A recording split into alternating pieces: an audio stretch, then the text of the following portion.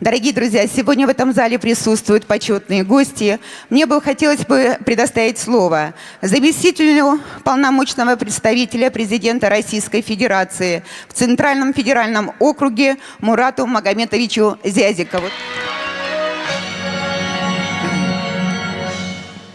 Уважаемые друзья, сегодня действительно очень знаковое событие.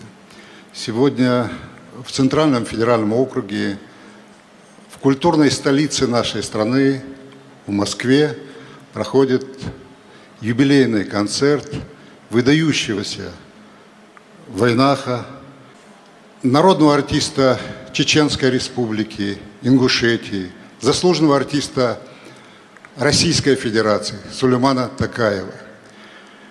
Сулейман Токаев – это целая эпоха. Это человек, который объединяет людей. Очень символично, что в государствообразующем, культурообразующем, народообразующем Центральном округе, да и по всей стране, в таких же округах, которые тоже являются государствообразующим, его знают очень хорошо и уважают. Мы помним и знаем Сулеймана Токаева как артиста театра, государственного театра.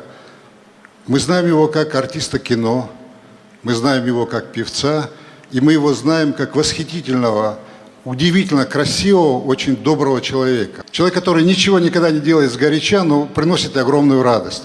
Сегодня и в Чеченской Республике очень много делается для возрождения культуры, образования, здравоохранения. Это очень большое богатство, и мы сегодня должны гордиться. Проходит время, происходит переоценка ценностей, сменяются поколения, политические деятели, но мы сегодня видим, что в нашем регионе наступил мир, и очень важно. Настоящие мужчины, они не стареют, а просто чуть-чуть взрослеют. Вот то, что произошло с ним.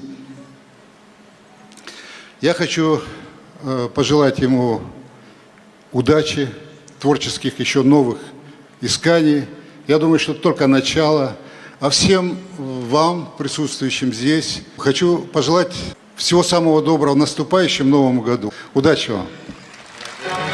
Спасибо огромное, Мурат Магометович.